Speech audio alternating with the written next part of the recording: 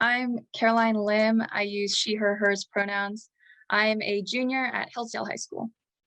Hello, my name is Emily Duncan. I also use she, her pronouns, and I'm also a junior at Hillsdale High School. My name's Olivia Murray. I use she, her pronouns, and I'm a sophomore at Hillsdale High School. I'm Roisin. I go by she, her pronouns, and I'm also a junior at Hillsdale.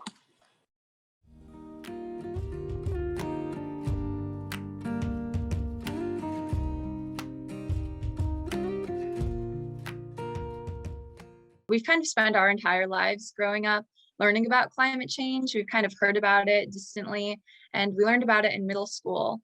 But after learning about it, I started to feel some kind of anxiety or just kind of pressure that I knew all of this was happening, but I wasn't doing much about it. And they kept saying, we can take action, we can mitigate climate change and things like that, but I didn't know how to do that personally. So I was just doing some research, and I heard through a friend who had just completed the first YCA program, heard about the Youth Climate Ambassador program, and then I heard about some other friends that were gonna try it out.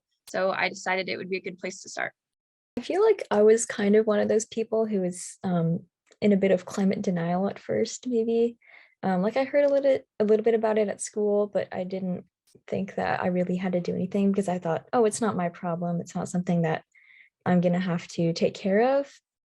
But then I think taking APES last year, AP Environmental Science, going way more into depth on climate change and human impact on the environment, made me feel really guilty almost about not having done anything. So I found this program and I was like, I thought this would be a good place just to learn how to do more. I remember learning about climate change in middle school, I think sixth grade specifically, when we had that unit, and I got really angry about it, and angry when I would hear about adults that weren't doing anything or that were in denial, because if middle schoolers can learn about it and understand that it's real, why can't these adults also do that?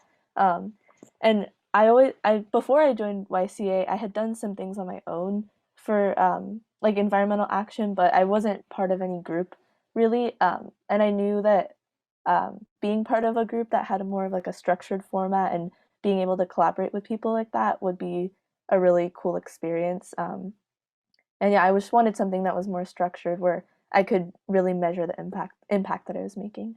For me, I think my climate activism, like my interest in climate change, started last year. We had a unit in chemistry about climate change, and I didn't really I wouldn't have considered myself a climate activist or someone who was really interested in that kind of thing. But when I heard about YCA through my school, I thought that it would be a really cool place to start.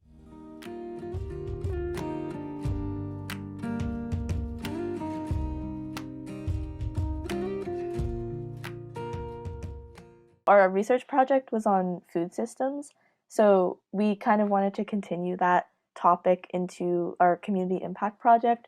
So we decided to go the route of a community garden.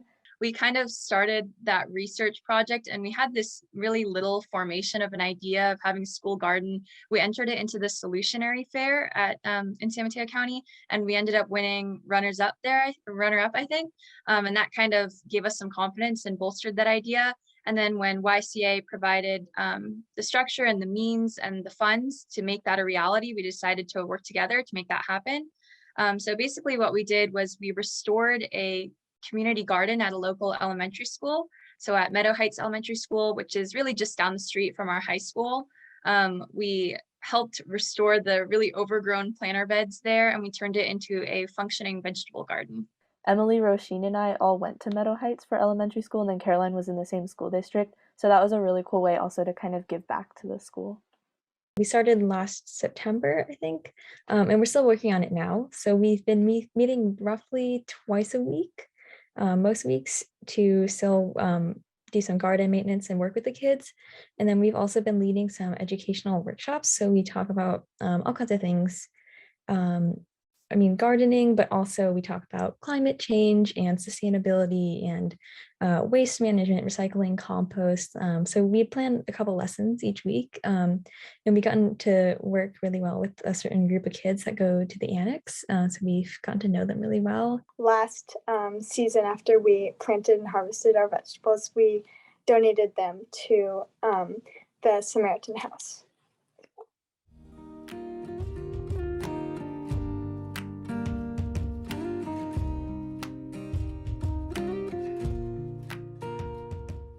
Coming into our junior year, we had we were in the middle of the YCA program. They were teaching us a lot of really important skills about leadership and taking action and kind of being a self-starter and igniting that change in your community. And so I knew that I wanted to kind of branch out and build a community in the Hillsdale area. And then like we mentioned earlier, I really like working with Emily, Rasheen, and Olivia. We all have pretty busy schedules outside of this as well. So it was really good for us to be able to work together and balance the workload together. And so we kind of helped jumpstart our environmental club and bring some more organization to it. And we've accomplished some good things this year. We did a slide deck.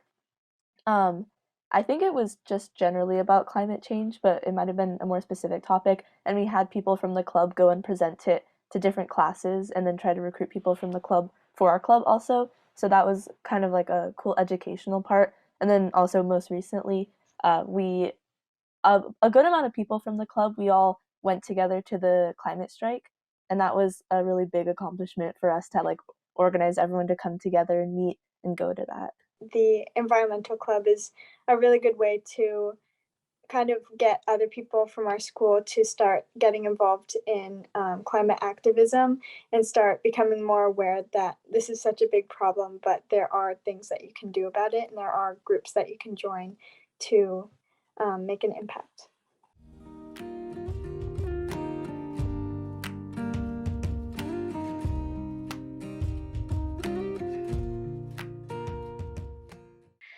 Being able to participate in the Fridays for Future strike, we were able to, I guess, join our voices with like a bunch of other people. Like there were a couple hundred people there.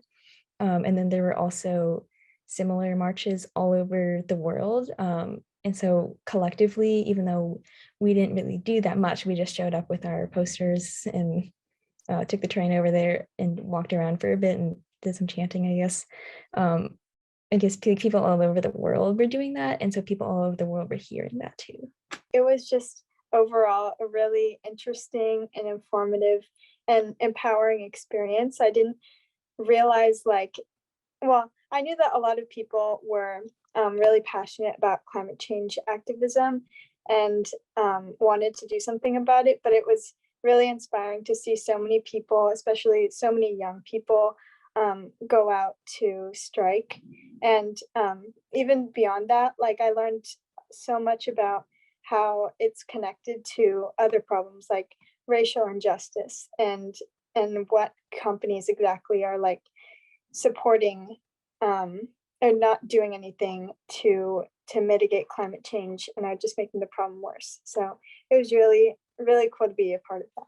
It was a bit challenging for us to organize it with the other students because we did miss a day of school for the strike. So, but I mean, that's what made it impactful.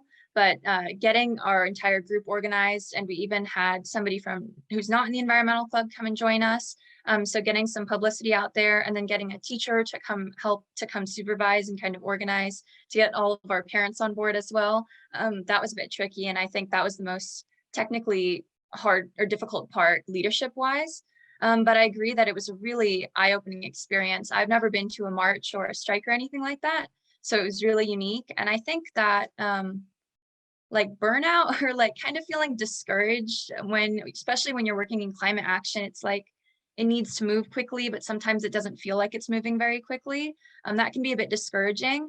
But when you get to go and be in that big group and add your voice to that message that's being projected across the world, like Emily was saying, that was really inspirational and really, it fueled me to keep going and to be really excited about the change that's coming up. So it was really fun. It was really unique.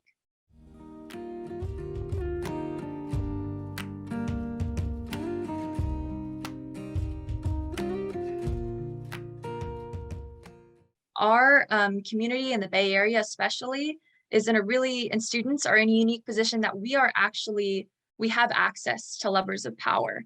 So there's the city council, there's clubs that we can join, there's a ton of organizations like YCA or the Citizens Climate Lobby, I think. But we have the power to make our voices heard. There are things that we can do. We can write letters. We have access to resources that allow us to generate larger change. So I think being a change maker to me means taking advantage of those, seeking out those opportunities that are there, and just trying to make the most of what you can with those, because some people don't have access to those. As well as speaking out yourself, it's also really important to uplift other people's voices and other communities that maybe don't have the same privilege or opportunities that you do. Because when we want change to happen, it's always going to be like intersectional change. So it's not just about like your experience in your communities. You want to make sure to not center yourself, and make sure you're like uplifting those around you. I feel like there's a lot of expectations that are set around being like a good activist, and like there's all these things that you need to do and live up to. And it's like, oh, there's this girl who's 14, she started a nonprofit and she's, all these amazing things. And I think that's just kind of unrealistic for most people because you have a lot going on in your life. And it's not like you can't just give up everything for it. Like you have to still have a balance. And so I think for me, being a change maker doesn't necessarily mean taking a lot of action and making a huge tangible difference. It's just doing what you can and making the right decisions when you have the choice. And then trying to give other people the resources they need to make the right decisions as well. And then also just continuing to learn and change your perspective as you find new information, and just keep yourself educated, I guess.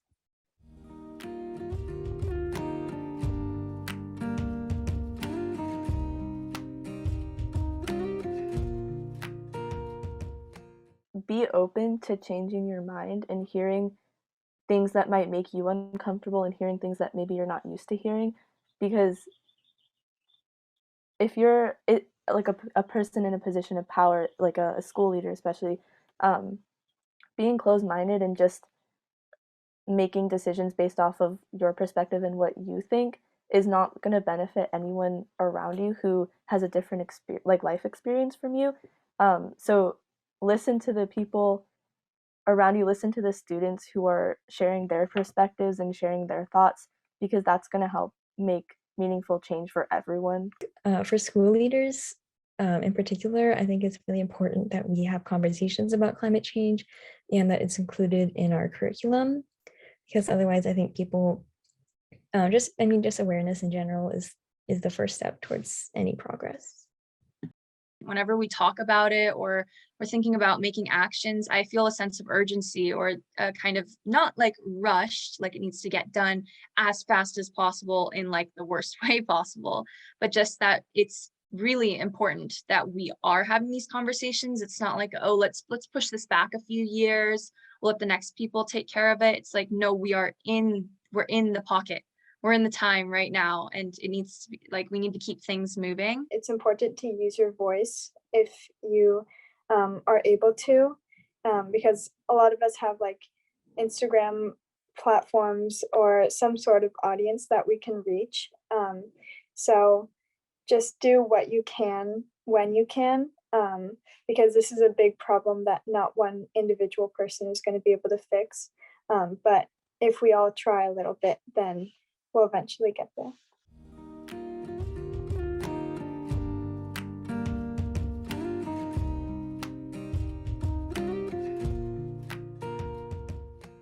You don't have to start by making your own change, like on your own, and making a project on your own or anything like that. You can start by finding community, whether that's online or in person, joining your school's environmental club, finding friends and people to talk to about climate change and about these issues. And you can also start following like local organizations and seeing what initiatives they're doing. And that's how you can find out about maybe a strike that someone's organizing that you can go and participate in, or like different, like an Earth Day event, you can go participate in a trash cleanup. So you can start by like participating in things that others have organized, and that will kind of give you inspiration and let you meet people who you can do your own organizing with, instead of just trying to do it all by yourself. I think the best piece of advice that I've gotten, actually from a YCA staff member, was think globally, act locally. So even though you can't do that much to prevent climate change all by yourself, you should keep those goals in mind while you are participating with your own closer to community in your local area, because that's where you have the biggest voice, or that's where your voice will be most effective, and that's where you have the most power, the most opportunities and resources, and family, friends to support you, and teachers. So I think just staying local, but keeping your mindset wider so that you don't forget why you're doing it and the bigger issues that are at stake. I have two pieces of advice. I think first, it's really important to stay organized. It's easy to get lost and feel like you're not doing enough or you're doing too much and it's overwhelming. But if you kind of just keep your bearings and have everything like written out or just like kept somewhere where you'll remember it, then it's easier to stay organized. And second, use your resources.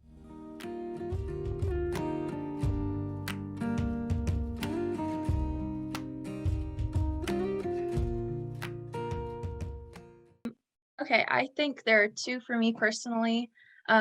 First one is our garden workshops. So we host them twice a week on Tuesdays and Fridays for about an hour or 45 minutes to an hour with the kids. It's really good, like volunteer work and just giving back to the community, like we said. So I think definitely want to continue that. I also really enjoy working with the kids. They offer really fresh perspective and just funny things sometimes. So it's really fun spending time with them. And building that garden at Meadow Heights to hopefully leave a little legacy there and get those kids invested in their futures as well. And then the second thing is going to be next year, we'll be seniors, and then Olivia will be a junior. So just to keep the environmental club running. I'm really hoping like next year we'll have these people who are in it this year continuing on. We'll recruit new people and we'll be able to kind of build on all of the things that we've started this year. So I think next year we'll be able to, we already have a solid ground to participate in more activities like the climate strike and organize more things at our school, maybe on a bigger scale. I hope whatever career I go into will, even if it's not environmental science or something like that, will have some sort of impact on climate change, environmental justice, things like that. I don't really know what I want to do yet. I'm not really at that point where I've made a decision yet. But I've thought about becoming a teacher possibly and teaching like biology or environmental science. And I would definitely incorporate curriculum into my lessons, I guess. And just hopefully having conversations with students about climate change. But even if I don't do that, I'm kind of looking to go into the STEM field of some sort. And I'm hoping that whatever I do is connected to environmental science. And then on a different note, something else, I'm really excited because this year I'm going to be able to vote in the election in November. So I think just staying informed about who your representatives are and who you vote for, where you put your vote, is a really powerful way of being an advocate for the climate, I guess. And your vote is your voice. I also hope to have a career somehow involving climate change or environmental science. I hope it's a part of my life in the future because I'm really passionate about it, and I hope to continue making an impact to ensure the future for myself and youth in general.